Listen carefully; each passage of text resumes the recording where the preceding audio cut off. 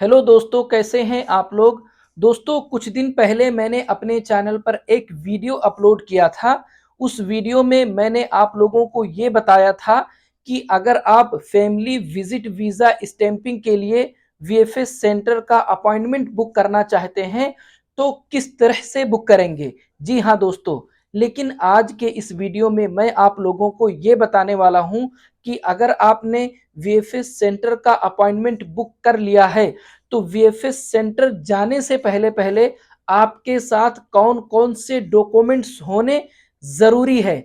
जी हाँ दोस्तों, आप लोग इस वीडियो को ध्यान से बिना स्किप किए आखिर तक देखें।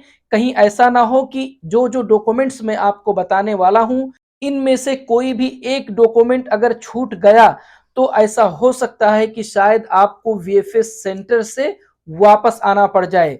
जी हाँ दोस्तों, तो दोस्तों अगर आप लोगों ने मेरे इस चैनल को अभी तक सब्सक्राइब नहीं किया है तो प्लीज चैनल को सब्सक्राइब कर लें, क्योंकि मैं इस तरह के नए नए वीडियो आप लोगों के लिए लेकर के आते रहता हूं। तो चलिए चलते हैं, वीडियो को शुरू करते हैं।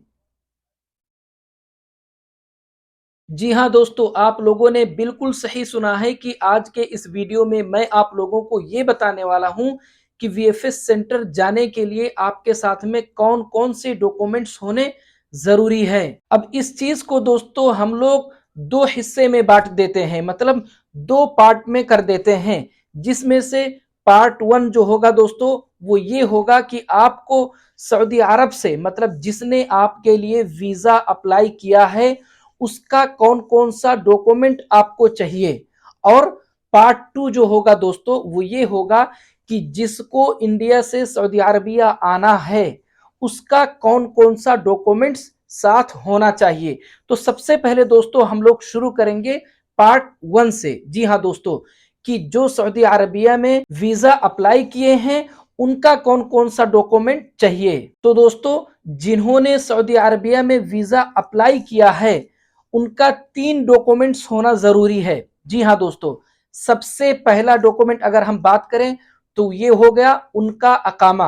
उनके अकामा की कॉपी होनी चाहिए दोस्तों, और वो भी डिजिटल अकामा की कॉपी होनी चाहिए दोस्तों, जो कि अबशिर में होता है। आप लोगों को पता होगा दोस्तों, अगर आप लोग सऊदी अरबिया में रहते हैं तो अबशिर में डिजिटल डॉक्यूमेंट्स का एक ऑप्शन मिलता है। आप जब उसमें जाएंगे तो आपका अकामा वहां पर शो करता है, जो कि क्यूआर कोड के साथ में होता है।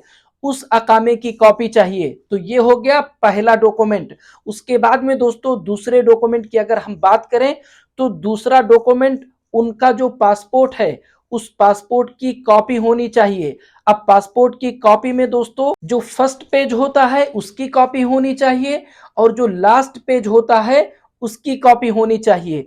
अब तीसरे नंबर पर दोस्तों, यहां से सऊदी अरबिया से जिन्होंने वीजा अप्लाई किया है वो अपने इन दोनों डॉक्यूमेंट्स के साथ साथ जो वीजा पेपर होता है दोस्तों, जिसको वीजा डॉक्यूमेंट भी बोलते हैं, वो वीजा पेपर भी होनी चाहिए। मतलब सऊदी अरबिया से आपके लिए इंडिया में तीन डॉक्यूमेंट्स भेजा जाएगा। पहला अकामे की कॉपी जैसा मैंने बताया, दूसरा पासपोर्ट की कॉपी जैसा मैंने बताया फर्स्ट पेज और लास्ट पेज का, और तीसरा वीजा पेपर। अब हम बात करते हैं पार्ट टू की। जो इंडिया से सऊदी अरबिया आना चाहते हैं उनको अपना कौन कौन सा डॉक्यूमेंट लेना जरूरी होगा। तो इसमें दोस्तों सबसे पहले नंबर पर अगर हम बात करें, ओरिजिनल पासपोर्ट उनके साथ में होना चाहिए। और वो ओरिजिनल पासपोर्ट दोस्तों कम से कम 6 महीने की वैलिडिटी उस पे होनी चाहिए। अगर 6 महीने से कम की वैलिडिटी है तो वीजा नहीं लगेगा। और अगर उन्होंने अपना पासपोर्ट रिन्यू करवाया था तो अपने साथ में अपना जो पुराना पासपोर्ट है उसको भी ले लेंगे। जरूरी नहीं है दोस्तों कि वीएफएस सेंटर पे पुराना पासपोर्ट मांगा जाए, लेकिन मांग सकते हैं। दूसरे डॉक्यूमेंट की अगर हम बात करें दोस्तों तो उनके साथ में उनके पासपोर्ट का कॉपी होनी चाहिए फर्स्ट पेज और लास्ट पेज का। तीसरे डॉक्यूमेंट की अगर हम बात करें दोस्तों तो उनके साथ में पासपोर्ट साइज 2 फोटो होना चाहिए। जी हाँ दोस्तों, सबसे पहली बात तो वो फोटो बिल्कुल नया होना चाहिए। ऐसा नहीं है कि बहुत पहले आपने उस फोटो को खिंचाया था। दूसरी बात दोस्तों, उसका जो बैकग्राउंड होना चाहिए वो व्हाइट होना चाहिए उस फोटो का। तीसरी बात दोस्तों, अगर लेडीज हैं तो याद रखें कि वो जो फोटो है उस फोटो में कान दिखना चाहिए। बल्कि एक और पॉइंट की बात मैं आप लोगों को बताता हूं दोस्तों, कि जब आप अपॉइंटमेंट बुक करते हैं उस टाइम पर जाहिर सी बात है, आप अपॉइंटमेंट लेते टाइम पर अपना फोटो अपलोड करते हैं।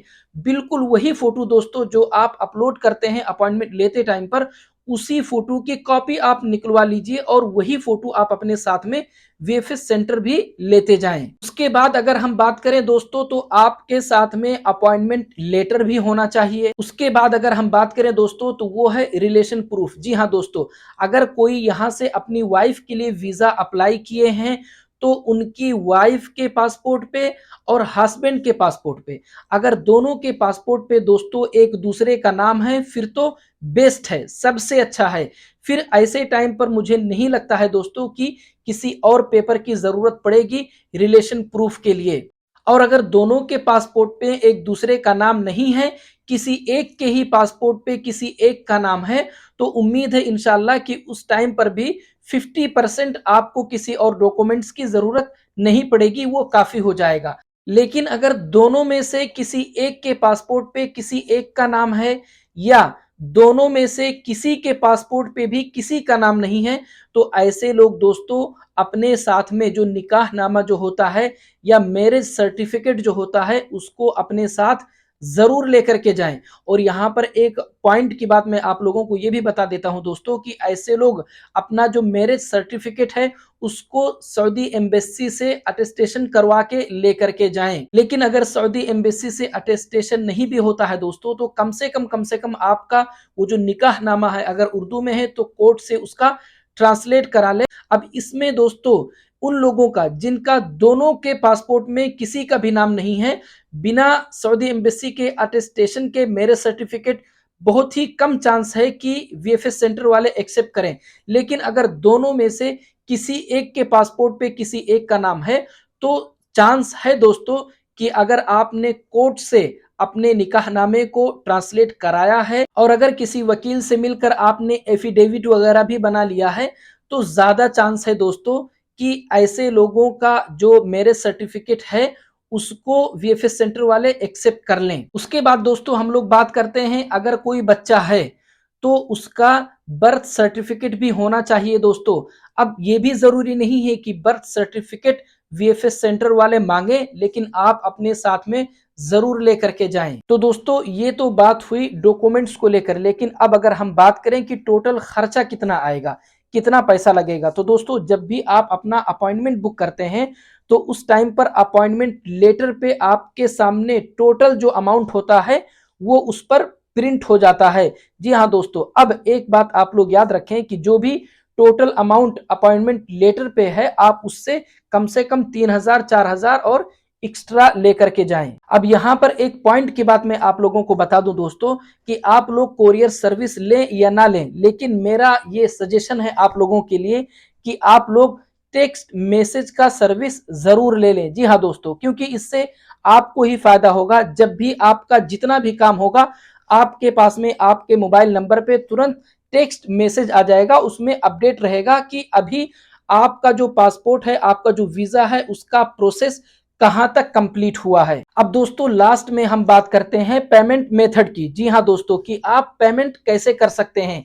तो दोस्तों आप कैश भी लेकर के जा सकते हैं, और अगर आपके साथ में डेबिट कार्ड क्रेडिट कार्ड है तो आप उससे भी पेमेंट कर सकते हैं। अब एक बात और आप लोग याद रखें दोस्तों, कि अगर आपने एक से ज्यादा लोगों का अपॉइंटमेंट एक साथ बुक किया है, तो मैंने जितने भी डॉक्यूमेंट्स आपको इस वीडियो में बताया है, आप उन सारे डॉक्यूमेंट्स की कॉपी पर कैंडिडेट के हिसाब से आप रखें। तो दोस्तों उम्मीद है कि मैंने डॉक्यूमेंट से रिलेटेड सारी चीजें स्टेप बाय स्टेप एक एक करके बहुत ही अच्छी तरह से आप लोगों को समझाया। तो दोस्तों अगर आप लोगों को मेरा ये वीडियो अच्छा लगा, अगर आप लोगों को मेरी बातें समझ में आई हैं, तो प्लीज वीडियो को लाइक और चैनल को सब्सक्राइब जरूर करें दोस्तों, ताकि मैं जब भी अपना अगला वीडियो अपलोड करूं तो तुरंत आप लोगों तक पहुंच जाए। मिलते हैं अगले वीडियो में।